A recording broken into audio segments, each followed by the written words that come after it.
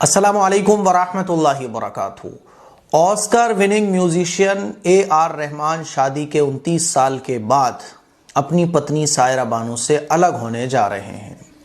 AR Rahman की और सायरा बानो की जो शादी है वो 1995 में हुई थी। 29 साल के बाद ये रिश्ता टूटने जा रहा है। कपल के 3 बच्चे हैं, खदीजा, रहीमा, आमीन, और ये दोनों सास ससुर भी बन चुके हैं। हो सकता है कि नाना और नानी भी बनने वाले हों। इस खबर ने लोगों को जो है ना शॉक्ड कर दिया है। जब से ये खबर सोशल मीडिया पे चल रही है तो लोगों के तरह तरह की बातें लोग कर रहे हैं कि यार हम तो यही सुनते थे कि नई नई जो शादियां हो रही हैं आजकल के टाइम में वही टूट रही हैं। नए नए जो बच्चे बड़े हो रहे हैं उनकी शादियां हो रही हैं तो बहुत जल्द देखने में आता है कि रिश्तों में खटास आ जाती है और 3-3 साल के बाद डिवोर्स हो रही हैं शादी के। और डिवोर्स का जो रेशियो है वो काफ़ी तेज़ी के साथ बढ़ रहा है। शादी पर जोक भी बनते हैं बहुत सारे कि शादी यानी बर्बादी, शादी मत करना, अरे शादी कर ली अब बर्बादी हो गई तुम्हारी, है ना। ये समझा जाता है शादी करने के बाद एक बंदा जो है ना वो गुलाम हो जाता है और शादी मतलब टेंशन, प्रॉब्लम्स, है ना। और ये देखने में भी आता है, इसीलिए शादी पर जोक भी बने हुए हैं। लेकिन पुराने रिश्तों की तो बड़ी तारीफ की जाती थी। अब ऐसी खबरें देखने को मिल रही हैं कि लोग हैरान हो रहे हैं। हैरान इसलिए कि यार 29 साल के बाद इतना पुराना रिश्ता। पुराने रिश्ते तो बड़े मजबूत होते हैं। अभी हाल ही में एक एक्टर और थे, आशीष नाम था उनका शायद, तो उन्होंने ऐसे ही तकरीबन 25-30 साल के बाद अपनी बीवी को डिवोर्स दे दी और अपनी से कम उम्र की, बल्कि अपनी से आधी से भी कम उम्र की लड़की से शादी कर ली। एक एक्टर और हैं। इस तरह की बहुत सारी खबरें हैं। अगर मैं गिनाना शुरू करूँ बहुत टाइम लग जाएगा, तो मैं खबरों पर सारी नज़र रखता हूँ और कुरान और हदीस के एंगल से देखता हूँ कि ये जो प्रॉब्लम हो रही है कहाँ हो रही है। कुरान और हदीस ने हमें गाइड किया है कि देखो ऐसे रहोगे तो इंशाल्लाह डिवोर्स कभी नहीं होगी, ऐसे नहीं रहोगे तो डिवोर्स होगी। तो आज मैं इस खबर पर बात इसलिए कर रहा हूँ, हॉट टॉपिक पे बात मैं इसलिए करना मैंने शुरू की है ताकि आपको कुरान और हदीस ने जो उसूल बताए आपको उनकी अहमियत का अंदाज़ा हो। आपको पता चले कि यार अल्लाह और अल्लाह के रसूल ने जो बातें बताई हैं वो इंसान के लिए कितनी फ़ायदेमंद है। समझ आ रही है।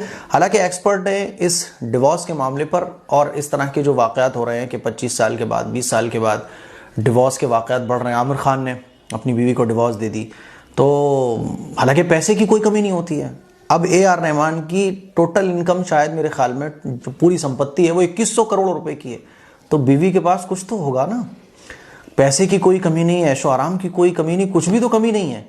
फिर डिवोर्स क्यों हो रही है? आखिर कहाँ प्रॉब्लम क्रिएट हो रही है? वो मैं वजह बताऊंगा जो कुरान और हदीस ने हमें बताई है कि देखो ये प्रॉब्लम क्रिएट होगी तो डिवोर्स के वाक़यात बढ़ेंगे। इसीलिए ऐसे शादीशुदा ज़िंदगी को गुजारो।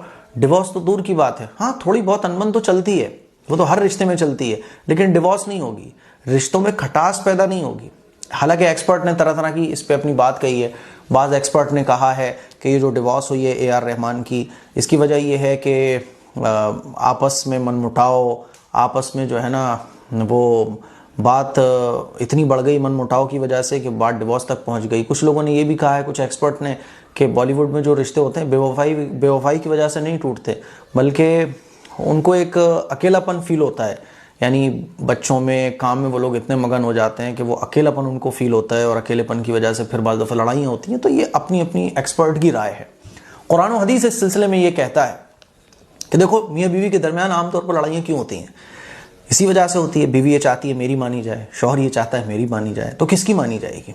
आप इसको एक मिसाल से ऐसे समझो कि ट्रैफिक पर लाइटें होती है ना, जब ग्रीन होगी तो इस साइड ग्रीन होगी तो इस साइड के लोग निकलेंगे, इस साइड की ग्रीन होगी तो इस साइड के लोग निकलेंगे। तो पूरा एक सिस्टम होता है ना।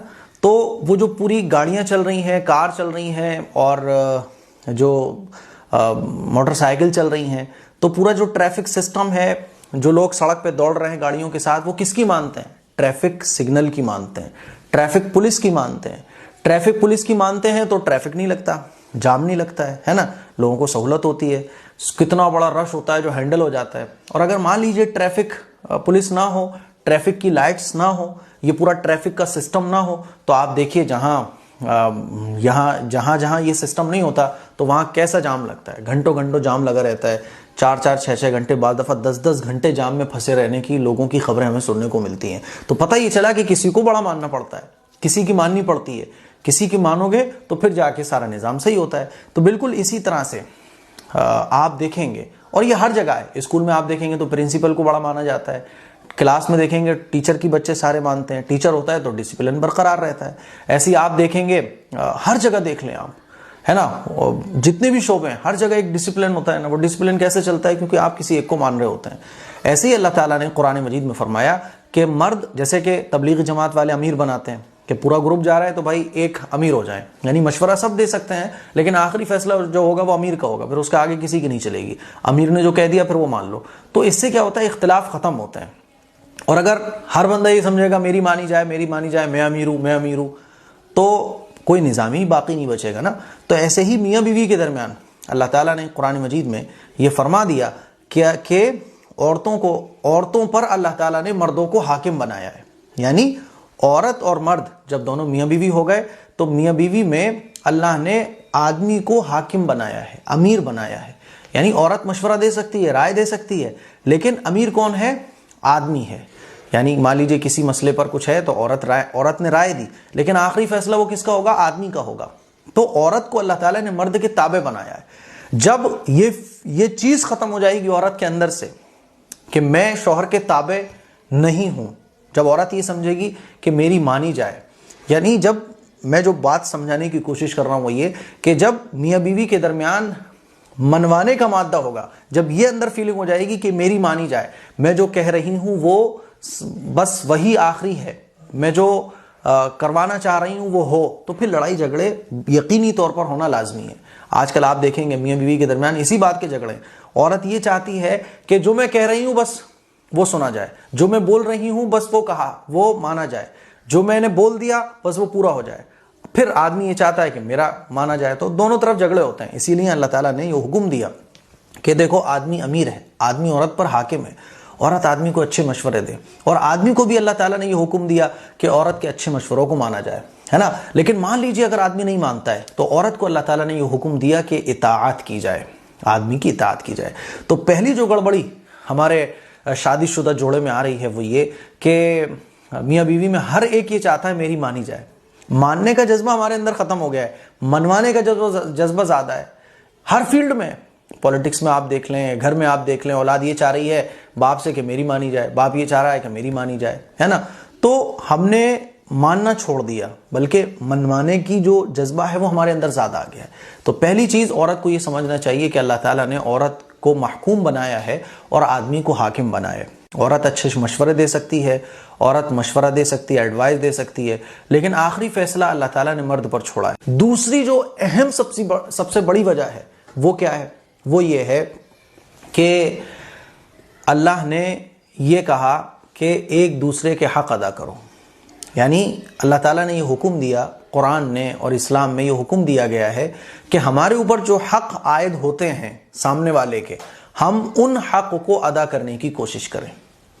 लेकिन प्रॉब्लम ये हो गई है कि मियाँ बीवी में बीवी ये तो जानती है कि मेरे हक क्या क्या हैं, शौहर ये जानता है कि मेरे हक क्या क्या हैं, लेकिन मेरे ऊपर कितने हक हैं इसको कोई नहीं जानता है। सबको बस अपने हक लेना है, मेरे ऊपर जो हक है वो देने की कोई फिक्र नहीं है। इसीलिए जब बीवी बीवी बनती है तो उसके माइंड में बस ये होता है कि मेरे हक शौहर के ऊपर क्या हैं।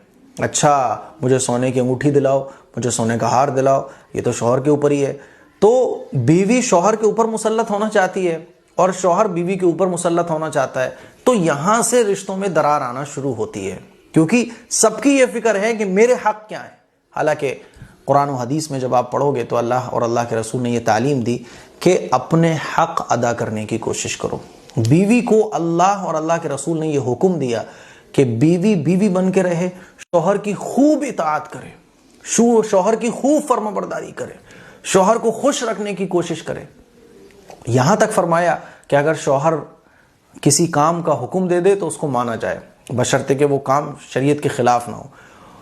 जहां बीवी को यह कहा जा रहा है वहीं शौहर को यह भी कहा जा रहा है कि बीवी का ख्याल रखे, बीवी के साथ नरमी करे, बीवी के साथ प्यार मोहब्बत से पेश आए, उसकी हर ख्वाहिश को पूरी करे। ये तक फरमा दिया कि जो खाओ वो अपनी बीवी को खिलाओ, जो पहनो वो अपनी बीवी को पहनाओ। ये ऐसा उसूल है कि अगर इस उसूल को सारे हस्बैंड वाइफ अपने ऊपर अप्लाई कर लें तो मैं समझता हूं लड़ाई झगड़े खत्म हो जाएंगे, छोटी मोटी अनबन तो चलती रहती है, लेकिन इंशाल्लाह सुम्मा इंशाल्लाह डिवोर्स नहीं होगी। ये उसूल अगर हम सब समझ लें। अच्छा, हमें क्या समझाया जाता है और हम क्या समझते हैं कि मेरा हक क्या है ना, मुझे क्या मिलना चाहिए, मेरा क्या है, मेरा मेरा मेरा मेरा, बस यही माइंड में रहता है। और शरीयत ने कहा, क्या कहा कि तुम्हें देना क्या है वो देखो, तुम्हारे ऊपर क्या जिम्मेदारी आयद होती है। तो मान लीजिए अगर बीवी अपनी जिम्मेदारी को अदा करना शुरू कर दे और थोड़ी बहुत प्रॉब्लम उस पर सब्र करना शुरू कर दे, सब्र की इस्लाम ने तालीम दी, और बल्कि ये तक फरमाया कि बीवी की थोड़ी बहुत तकलीफ बीवी से अगर शौहर को पहुंचती है तो उस पर सब्र करे शौहर। बीवी से अगर कुछ तकलीफ पहुंचती है, अल्लाह ताला इस पे भी अजर और सवाब अता फरमाएगा। और इधर शौहर बीवी से कहा कि अगर थोड़ी बहुत तकलीफ होती है तो उस पर सब्र करो, उस पर सब्र करो, अल्लाह ताला आखिरत में ऊंचा मकाम अता फरमाएगा। तो प्रॉब्लम ये हो गई है आजकल कि सबको बस अपने हक नजर आते हैं, हक अदा करने की फिक्र नहीं है, चाहे वो शौहर हो चाहे वो बीवी हो। बीवी ये चाहती है मेरे सारे हक हैं, बस बस दुनिया के अंदर मैं ही हूं जिसके सबसे ज्यादा हक हैं और जिसको सबसे ज्यादा हक मिलना चाहिए। शौहर की कमाई पे मेरा हक, शौहर के घर पे मेरा हक, शौहर पे मेरा हक है ना। शौहर अपनी अम्मी से नहीं मिल सकता, शौहर अपने अब्बा से नहीं मिल सकता, शौहर अपनी बहन और भाइयों पे नहीं खर्च कर सकता, बस शौहर पे तो मेरा हक है पूरा, जैसे मैं कहूँ वैसा हो, जैसे मैं चाह रही हूँ वैसा हो। शौहर क्या चाहता है? शौहर ये चाहता है कि जैसे मैं जिंदगी गुजार रहा हूँ बीवी मुझे ना टोके, मैं गैर औरतों के साथ चक्कर चलाऊं तो बीवी मुझे ना टोके, मैं जो है ना फिजूल खर्ची करूं, बीवी को टाइम दूं ना दूं, बीवी मुझे ना टोके। तो प्रॉब्लम यही आती है कि हम जो है ना ये देखते हैं कि मेरा क्या है, बस ये नहीं देखते कि मुझे देना क्या है। कुरान और हदीस में इस बात को बहुत तफसील से बयान किया है कि बीवी को चाहिए कि अपने शौहर की इताअत करे, है ना। यहां तक फरमाया कि शौहर की बगैर मर्जी से घर से बाहर ना निकले। और शौहर को क्या कहा? शौहर से यह कहा अपनी बीवी को खुश रखने की कोशिश करो, अच्छे से अच्छा पहनाओ, बीवी को जितना खुश रखोगे अल्लाह ताला उतना सदक़े के बराबर सवाब अता फरमाएगा। तो मेरे अजीज भाइयों, ये है वो प्रॉब्लम जिसकी वजह से आज रिश्ते बिखर रहे हैं। अगर हर औरत ये समझने लगे, हर लड़की ये समझ जाए कि मुझे शौहर के हक अदा करने हैं, मैं बीवी बन गई तो बीवी होने की जितनी जिम्मेदारियां मेरे ऊपर आती हैं वो मुझे अदा करना है। किस लिए अदा करना है? क्योंकि मेरे अल्लाह का हुक्म है। मेरे हक क्या है मुझे नहीं पता, मुझे अदा क्या करना है इसकी फिक्र। अगर हर आदमी अपने हक अदा करने की फिक्र करे तो मैं समझता हूं झगड़े ही खत्म हो जाएंगे। इसीलिए अल्लाह के नबी ने इरशाद फरमाया कि हर इंसान अपने ऊपर उसके ऊपर जो हक है दूसरों के, उसको अदा करने की फिक्र करे। शौहर अगर ये सोच ले कि मैं शौहर बन गया तो शौहर होने की जिम्मेदारियां जो मेरे ऊपर आयद होती हैं वो मुझे कैसे अदा करनी है। प्रॉब्लम तो इसी बात की है, क्योंकि हर आदमी इस बात की फिक्र नहीं कर रहा है मुझे क्या अदा करना है, इस बात की फिक्र कर रहा है कि मुझे लेना क्या है। ये वो बड़ी गलती है जिसकी वजह से आजकल रिश्ते टूट रहे हैं। तो ये एक ऐसी बड़ी गलती है जिसकी तरफ मैंने तवज्जो दिलाई है। आमतौर पर इसकी तरफ लोगों की तवज्जो नहीं होती है। मैं समझता हूं कि अगर कुरान और हदीस के इस उसूल पर अमल कर लिया जाए तो इंशाल्लाह डिवोर्स होना बंद हो जाएगी। इस क्लिप को शेयर करें और कमेंट करके बताइएगा कि ये बातें जो मैंने कही हैं, जो मेरे जहन में थी, वो आप लोगों को समझ आई कि नहीं आई, और इस पर आप लोग अमल करेंगे कि नहीं करेंगे। मान लीजिए आपके ऊपर हक आ रहे हैं शौहर के, आप अदा कर रही हैं, शौहर की तरफ से गलतियां हो रही हैं, नज़रअंदाज, सब्र सब्र सब्र, है ना। शौहर हक अदा कर रहा है, बीवी की तरफ से कुछ कमी आ रही है तो शौहर को चाहिए सब्र सब्र सब्र, है ना। तो डिवोर्स कैसे होगी मुझे बताओ? नहीं होगी ना। बाकी अल्लाह से दुआ करो। अस्सलाम वालेकुम व रहमतुल्लाहि व बरकातहू।